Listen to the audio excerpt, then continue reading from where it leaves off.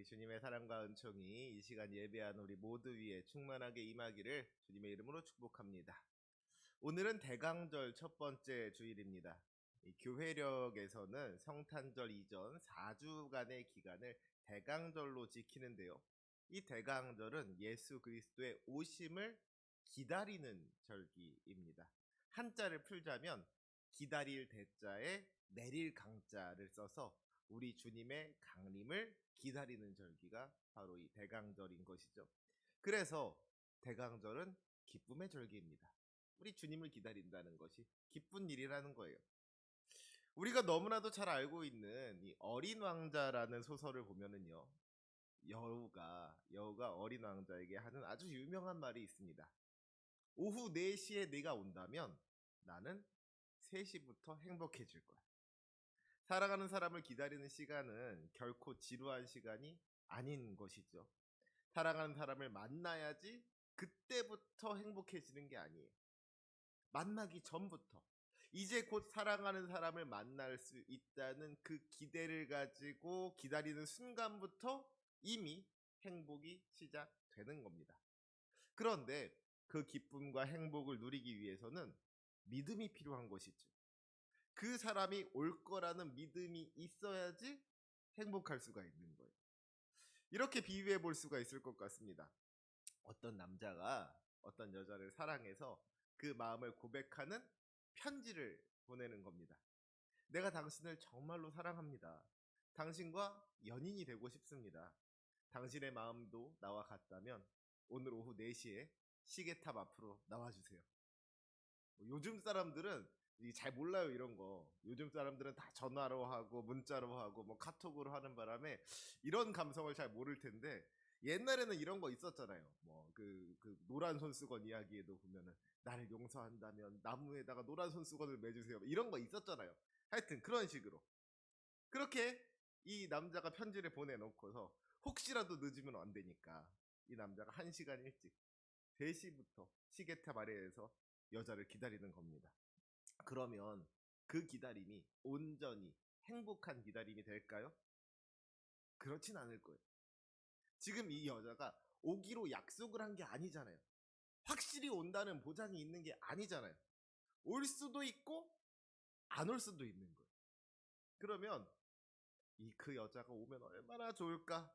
설레이는 마음, 기대되는 마음, 그런 마음도 물론 있겠지만 혹시라도 안 오면 어떡하지? 퇴짜 맞으면 어떡하지?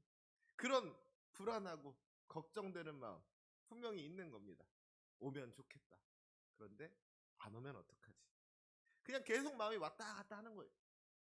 시간이 가까워져 오면 가까워져 올수록 점점 불안한 마음이 커지는 것이죠. 왜 그렇습니까? 이 여자가 올지 안 올지 모르니까 그런 거예요. 이 여자가 온다는 확신이 없으니까 그런 겁니다. 그런데 만약에 이 남자와 여자가 이미 사귀는 사이예요. 사랑하는 사이인 겁니다. 연인 사이인 거예요. 그리고 둘이서 데이트 약속을 잡았어요. 여자가 4시까지 그 시계탑 아래로 오기로 약속을 했습니다. 그러면 이 남자의 마음에 불안한 마음이 있을까요? 불안한 마음이 있어요, 없어요? 없는 거예요. 불안할 게 하나도 없는 겁니다. 오기로 약속을 했으니까 그 약속을 믿고 기다리면 되는 거예요. 그러면 여우가 이야기했던 것처럼 3시부터 행복해지는 겁니다. 기대하는 마음을 가지고 두근두근 설레는 마음을 가지고 기쁨으로 그 기다리는 시간들을 보낼 수가 있는 거예요. 사랑하는 우리 성도 여러분, 우리 예수님을 기다리는 우리의 마음도 마찬가지인 줄로 믿습니다. 우리 주님께서 반드시 오신다는 믿음이 있다면 우리 주님을 기다릴 때 기다리는 마음으로, 기쁜 마음으로, 설레이는 마음으로, 두근두근하는 마음으로 우리 주님을 기다릴 수가 있는 것이죠. 행복한 마음으로 우리 주님을 기다릴 수가 있는 거예요. 하지만 혹시라도 우리에게 믿음이 없다면, 다시 오실 주님에 대한 그 믿음이 없고 확신이 없다면 주님을 기다린다는 것이 결코 쉽지가 않은 겁니다. 왜 이렇게 안 오시나? 오시기는 오시는 건가? 불안한 마음이 들 수밖에 없는 것이죠. 바라기는 이 시간 예배하는 우리 모두가 믿음 가지고 우리 주님을 기다릴 수 있기를 소망합니다. 기쁜 마음으로, 설레는 마음으로 우리 주님을 기다릴 수 있기를 원합니다. 그 기다림은 결코 헛되지 않을 것입니다. 2000년 전 우리를 구원하시기 위하여서 이 땅에 오신 우리 예수님께서는 그 구원을 완성하시기 위하여 다시 오실 것입니다. 그 구원의 소망을 가지고 기쁨으로 주님을 기다릴 수 있는 저와 여러분이 되시기를 주님의 이름으로 축원합니다. 우리 그런 의미에서 옆에 앉은 분들과 이렇게 인사하셨으면 좋겠습니다. 주님께서 오십니다. 주님께서 오십니다. 우리 주님께서 반드시 오십니다. 믿으십니까? 아멘. 요즘 날씨가 부쩍 추워졌어요. 요즘 아침마다 제가 하는 이제 고민이 있는데, 내복을 입을까 말까 그 고민을 합니다. 한편으로는 이 영하라는데 이 정도 추우면 내복 입어도 될 것 같은데 그런 생각이 들다가도, 또 한편으로는 벌써부터 내복 입기 시작하면은 1월, 2월 진짜 추울 때는 어떻게 하나 싶어가지고 아직까지는 이제 내복을 입지 않고 있어요. 그런데 뭐 아직까지는 그래도 내복 없어도 괜찮은 것 같습니다. 여러분은 날씨가 추워지면 무엇을 생각하십니까? 찬바람이 싸늘하게 귓가를 스치면 따스하던 땡땡 호빵. 그렇죠? 어떤 분들은 날씨가 추워지면 이렇게 호빵을 생각하는 분도 있을 것이고, 뭐 붕어빵을 생각하는 분도 있을 것이고, 군고구마를 생각하는 것도 있을 것이고, 뭐 첫눈이 오는 것을 기다리는 분들도 있을 것이고, 겨울바다를 떠올리는 분도 있을 것이고, 날씨가 추워지면 저마다 생각하시는 것들이 여러 가지가 다르게 있으실 것 같습니다. 근데 저는 날씨가 추워지면은 필리핀이 생각이 납니다. 제가 6년 동안 필리핀에서 선교사로 사역을 했었거든요. 필리핀에서 조금 살았었기 때문에 이게 날씨만 추워지면은 필리핀이 참 생각이 나고 필리핀이 그립고 그렇더라고요. 필리핀에도 나름대로 날씨의 그 변화가 있습니다. 그래가지고 뭐 우리나라처럼 겨울에는 춥고 여름엔 더운 거는 물론 아니고요. 겨울에는 덥고 여름에는 더 덥고 이렇게 뭐 날씨의 변화가 조금 있기는 있어요.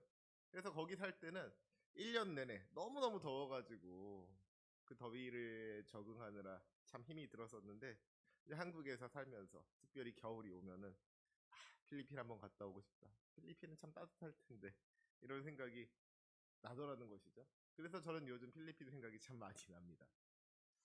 그런데 여러분, 제가 필리핀을 생각하면서 참 가끔 가보고 싶다. 내가 그곳에서 사역하던 그 교회들 지금은 어떤 모습일까? 내가 거기서 사랑하며 살았던 성도님들 어떻게 계실까? 여러 가지로 생각하는 것들이 있는데, 이 필리핀이라는 나라를 생각하면 마음 한구석에 조금 안타까운 마음이 예, 있습니다. 우리가 뭐 아시는 분들은 아시겠지만 사실 옛날에 뭐 1950년대, 60년대까지만 해도 필리핀이 우리나라보다 잘 사는 나라였어요. 그렇죠? 꼭 우리나라뿐만 아니라 필리핀이 그때는 아시아에서 일본 다음으로 잘 사는 나라가 필리핀이었습니다. 그래서 옛날에는요, 필리핀이 우리나라를 많이 도와주기도 했어요. 6.25 전쟁 때 7,500명이라는 군인을 파병해서 우리나라를 도와줬었고요. 또 우리나라 최초의 그 돔식 실내 종합경기장 장충체육관을 지을 때에도 필리핀의 도움이 있었다고 합니다. 여러모로 우리나라에게 도움을 줬던 나라, 다른 나라를 도와줄 수 있을 정도의 형편이 되었던 나라가 필리핀이었다는 거예요. 그런데 지금 어떻습니까? 도와주던 나라에서 도움을 받는 나라가 되었습니다. 우리나라가 도움을 받던 나라에서 도움을 주는 나라로 변한 것과는 달리 필리핀은 오히려 도움을 주던 나라에서 도움을 받는 나라로 전락하고 말았다는 것이죠. 이제는 우리나라와 비교할 수 없는 못 사는 나라가 되어버렸습니다. 왜 지금 필리핀의 모습이 이렇게 되었습니까? 여러 가지 이유가 있을 수가 있을 것 같아요. 20년에 걸친 마르코스의 독재, 또 뭐 부정부패 이런 것들이 그 중에서도 큰 이유가 될 수가 있겠죠. 뭐 여러 가지 이유들이 있을 수가 있을 것인데, 근데 그 중에서 제가 어떤 물질적인 것뿐만 아니라 어떤 정신적인 것들, 사람의 어떤 생각에 문제가 있으면 무엇이 문제일까라고 문제를 찾아보자면 이 필리핀 사람들이 너무 오늘만을 산다는 거. 내일을 준비하지 않고 내일을 생각하지 않고 그저 오늘만을 살아간다는 것. 그것을 그 한 가지 이유로 생각할 수가 있을 것 같습니다. 제가 필리핀에 가서 깜짝 놀랐던 것이 필리핀에도 있을 거 다 있더라는 거예요. 이게 무슨 말이냐? 우리가 필리핀 하면은 좀 못 사는 나라, 가난한 나라 그런 이미지가 있잖아요. 그런데 이 가난한 나라에도 백화점 가보면은요, 뭐 버버리, 구찌, 뭐 프라다, 각종 명품 샵들이 다 있습니다. 길 가다 보면은요, 벤츠, BMW, 포르쉐 다 굴러다니고요. 뭐 애들이 나이키 운동화 신고 다니고 아이폰 전화기 들고 다니고 그러는 거예요. 제가 필리핀에 갈 때 선교사로 나가면서 선교사가 너무 이렇게 막 필리핀 사람들보다 잘 사는 모습을 가지고서는 너무 이제 좀 괴리감을 주면 안 되잖아요. 그 사람들이 느끼기에 저 사람은 잘 사는 사람, 저 사람은 우리랑 다른 사람 이렇게 생각이 되게 하면 안 되는 거 아니겠습니까? 그래가지고서는 제가 필리핀 가면서 최대한 허름한 옷, 낡은 옷, 목 늘어난 티셔츠. 물론 막 이제 설교할 때는 그런 거 입으면 안 되니까 깔끔한 와이셔츠 준비해서 갔지만 좀 이렇게 너무 좋은 옷 말고 좀 이게 허름한 옷들 준비해서 갔거든요. 근데 그거 입으면 안 되겠더라고요. 필리핀 사람들도 나름 다 너무 깔끔하게 좋은 옷 입고 다니고 막 그런 사람들이 많으니까 이게 내가 생각을 잘못했구나 싶은 겁니다. 그래서 처음에는 아무래도 여기가 좀 못 사는 나라다 보니까 한국보다 물가가 좀 싼가 보다. 이 사람들이 필리핀에서는 물건을 좀 싸게 파나 보다 이런 생각을 했어요. 그래가지고 야, 한번 운동화 하나 한번 사볼까 그러고서는 백화점에 가서 그 나이키 매장에 가봤는데 이 돈 계산을 해보니까 환율을 계산해 보니까 한국에서 10만 원 하던 운동화가 필리핀에서는 13만 원하고 15만 원 하는 겁니다. 오히려 더 비싸요. 필리핀에서 그 당시에 아이폰이 한국에서 그 당시 아이폰이 90만 원 정도였는데 필리핀에서는요 110만 원 정도 하더라고요. 그러니까 필리핀 물가가 한국보다 비싸면 비싸지 결코 싸지가 않더라는 거예요. 그런데 여러분 필리핀 사람들 월급이 얼마나 되는지 아십니까? 어지간한 필리핀 사람들 월급이 저 있을 때 30만 원이 채 되지를 않았습니다. 가정부 한 달 월급 15만 원이었고요. 한 달에 25만 원 주면은 운전기사 두고 살 수가 있었어요. 나름 중상류층이라는 대학 교수 월급이 100만 원 근처에서 왔다 갔다 하는 게 필리핀의 현실이었습니다. 그런데 그런 나라에서 아이폰이 팔리고요. 벤츠가 굴러가는 거예요. 이게 어디 뭐 제대로 된 나라이겠습니까? 우리나라가 어떻게 발전했어요? 없는 가운데에서도 아끼고 쪼개서 저축하고 더 나은 내일을 위해서 준비했기 때문에 그래서 지금 세계에서도 손꼽히는 나라로 성장할 수 있었던 거 아니겠습니까? 그런데 반대로 필리핀은 내일을 준비하지 않은 거예요. 그냥 당장 오늘만을 바라본 겁니다. 50만 원 벌면 50만 원 쓰고 100만 원 벌면 100만 원 쓰고 있으면 쓰고 없으면 굶으면서 그나마 쓰고 싶은데 돈 없으면 빚내 가면서 계속 그렇게 쓰면서 살아온 것이죠. 그러다가 지금 필리핀이 이렇게 다른 나라를 도와주던 나라에서 오히려 다른 나라의 도움을 받는 나라로 전락하고야 말았다는 거예요.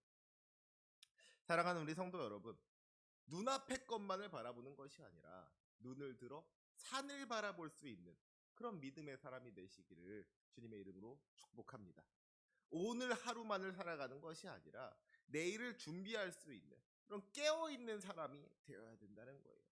아무 준비 없이 감나무 아래에서 감 떨어지기만을 기다리는 것이 아니라 내일을 계획하고 그 계획을 이루기 위해서 노력한 후에 하나님의 도움을 기다릴 수 있는 저와 여러분이 되시기를 주님의 이름으로 축원합니다.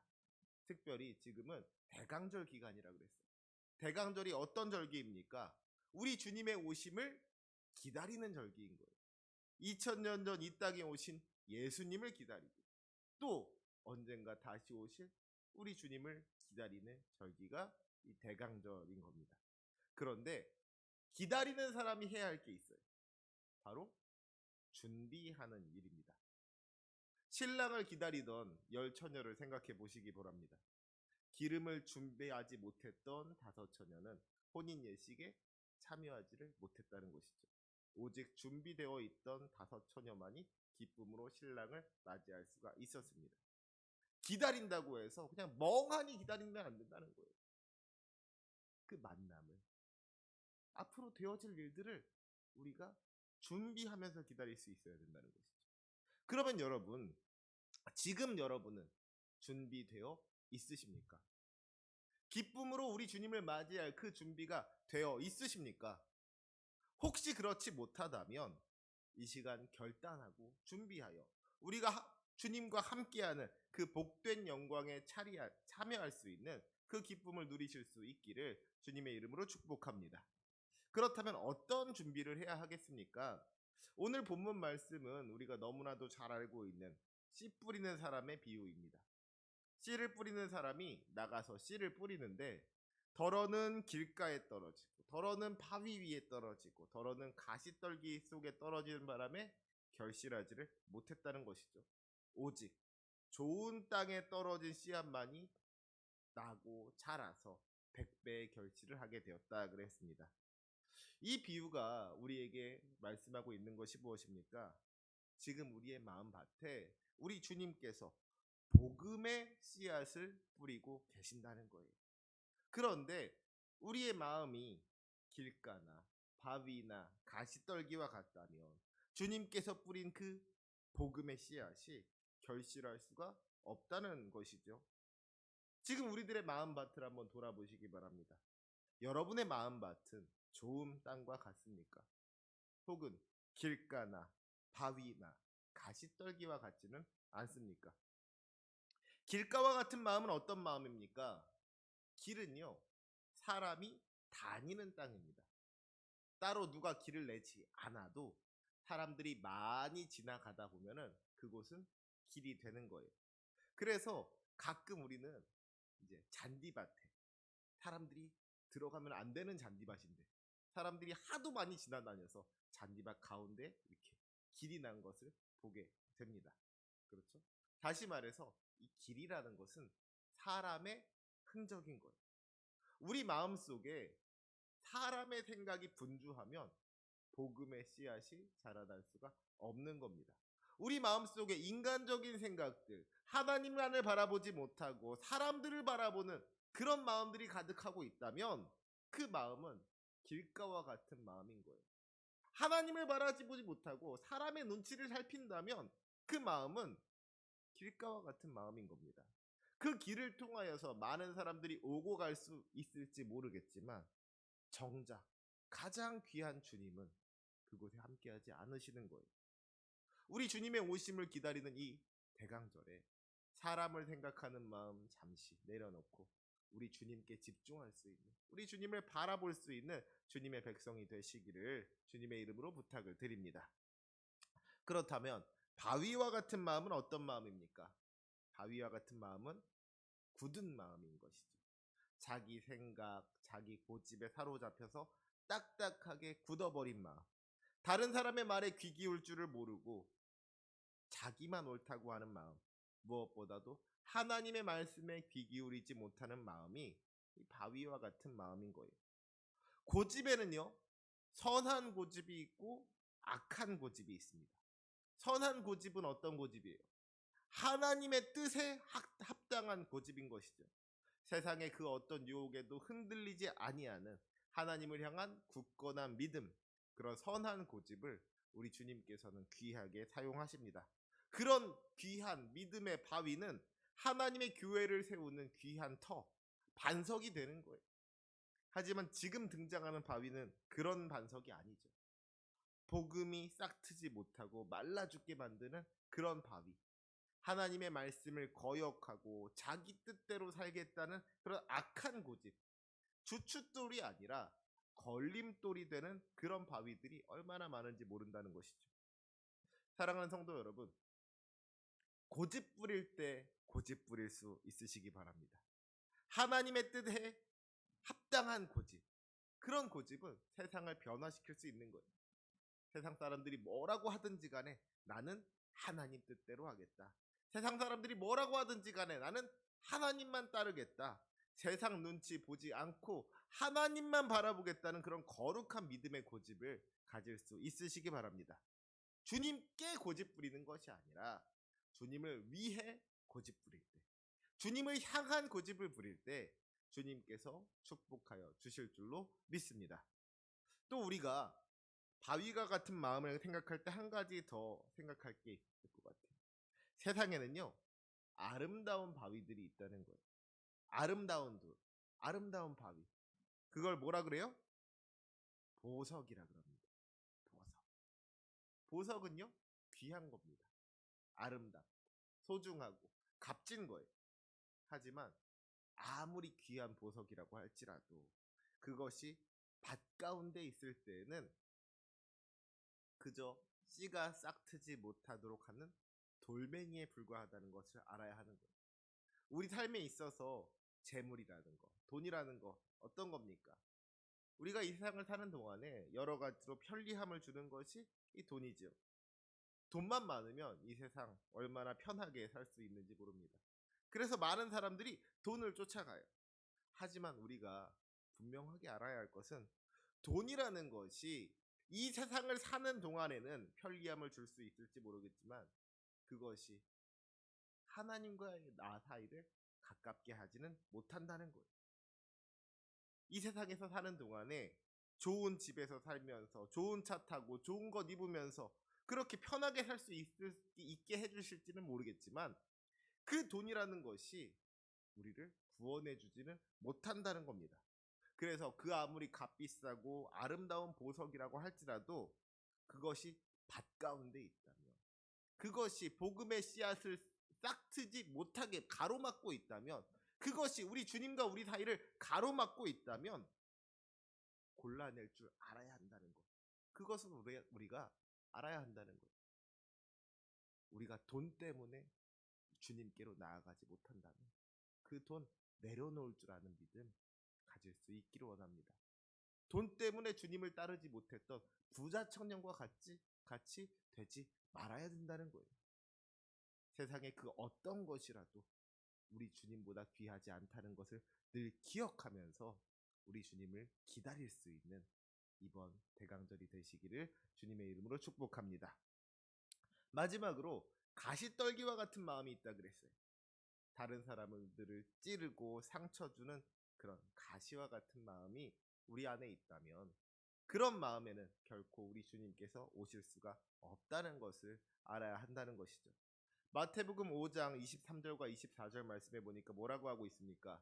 그러므로 예물을 제단에 드리려다가 거기서 내 형제에게 원망 들을 만한 일이 있는 것이 생각나거든 예물을 제단 앞에 두고 먼저 가서 형제와 화목하고 그 후에 와서 예물을 드리라. 다른 사람들을 상처 주고 다른 사람들을 고통스럽게 하고 다른 사람들을 슬퍼하게 하면서 복받기를 기대하지 마시기 바랍니다. 하나님께서는 형제와 화목하지 못한 이의 예물을 받지 않으신다 그랬어요. 우리의 마음밭에 가시떨기가 있다면 그런 마음밭에서는 결코 복음의 열매가 맺혀지지 못한다는 것을 우리가 알아야 한다는 것이죠. 혹시라도 여러분으로 인하여서 상처받은 사람들이 있다면, 혹시라도 여러분의 가시 때문에 아파하는 사람이 있다면 가서 그 상처를 싸매어 줄 수 있는 저와 여러분이 되시기를 주님의 이름으로 부탁을 드립니다. 예수 믿는 우리가 해야 할 일은 가시로 누군가를 찌르는 것이 아니라 안아주고 위로해주고 사랑을 전하는 일인 줄로 믿습니다. 그런 사랑의 메신저가 될 수 있는 우리 귀한 성도님들 되시기를 주님의 이름으로 부탁을 드립니다. 말씀을 정리하도록 하겠습니다. 무슨 일을 하든지 간에 모든 일에는 준비가 필요한 것이죠. 특별히 우리 믿는 사람들은 주님을 기다리는 이 귀한 대강절에 주님의 오심을 기대하면서 주님을 기다리면서 주님을 맞이할 준비를 해야 할 줄로 믿습니다. 그 준비가 무엇이겠습니까? 우리 마음의 준비가 필요한 것이죠. 주님께서 뿌려주신 그 복음의 씨앗이 결실할 수 있도록 우리의 마음밭을 가꾸어야 한다는 거예요. 우리 마음속에 하나님보다 사람을 먼저 생각하는 길가와 같은 마음이 있지는 않습니까? 우리의 마음속에 하나님의 음성을 듣지 않는 바위와 같은 굳은 마음이 있지는 않습니까? 우리의 마음속에 다른 사람들을 상처 주는 가시떨기와 같은 마음이 있지는 않습니까? 혹시라도 지금까지 우리 마음속에 이런 것들이 있었다면 이 대강절 기간 우리의 마음을 가꾸는, 우리의 마음을 일구는 기간으로 삼으실 수 있기를 원합니다.